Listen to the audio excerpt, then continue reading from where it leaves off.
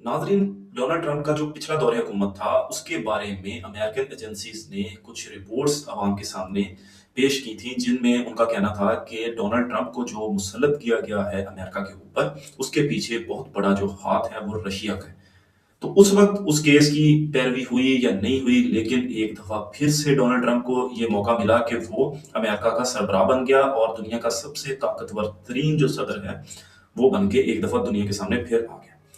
अब अगर हम देखें अमेरिकन पॉइंट ऑफ व्यू से और रशियन पॉइंट ऑफ व्यू से, अभी तक डोनाल्ड ट्रंप ने जितने भी फैसले किए हैं, वो सारे के सारे रशिया के फेवर में जा रहे हैं। इस दौरे हुकूमत में उनका अब तक का जितना टाइम भी गुजरा है जो बाइडन के बाद, आप लोगों ने इस चीज को ऑब्जर्व करना है कि ईरान जंग है, उसके अलावा उनके जो बाकी दुनिया के साथ मामलात हैं, रशिया के साथ मामलात हैं, चीन के साथ मामलात हैं, वो सारे के सारे जितने भी अभी तक फैसले हुए हैं डोनाल्ड ट्रंप की जानिब से, वो सारे के सारे रशिया की फेवर में हैं। तो आप लोग इस चीज को मानने पे मजबूर हो जाएंगे एक दिन कि रशिया ने बहुत बड़ी गेम खेल के अमेरिका को हाईजैक कर लिया है और उसका साथ दिया है इसराइल ने। इसराइल ने अपनी जंग में उनको फंसा दिया है।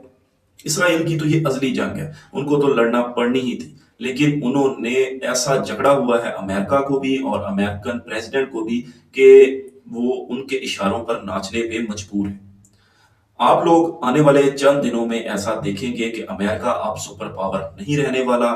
ये आप अप्रैल में देख लेंगे। अप्रैल के शुरू होते ही अमेरिकन जो सुप्रीमेसी है वो खत्म होती आपको नजर आएगी। और अगर आप ये समझते हैं कि चाइना नेक्स्ट सुपर पावर है या रशिया है, तो वो दोनों ही नहीं होंगे, क्योंकि अब जो दौर है उसमें ब्लॉक्स की शक्ल में सुप्रीमेसी आएगी, जिसमें कि रशिया, चाइना, ईरान और उसके साथ दीगर कुछ ममालिक जो होंगे, वो सुपर पावर का एक रोल अदा करेंगे। और दूसरे उसके जो जैसे कि ऑपोजिशन होती है, उसमें भी एक ब्लॉक ही होगा और दोनों ब्लॉक्स आगे तरक्की की राह पे गामजन होंगे और टेक्नोलॉजी की बुनियाद पे एक दूसरे को शिकस्त देने की कोशिश करेंगे।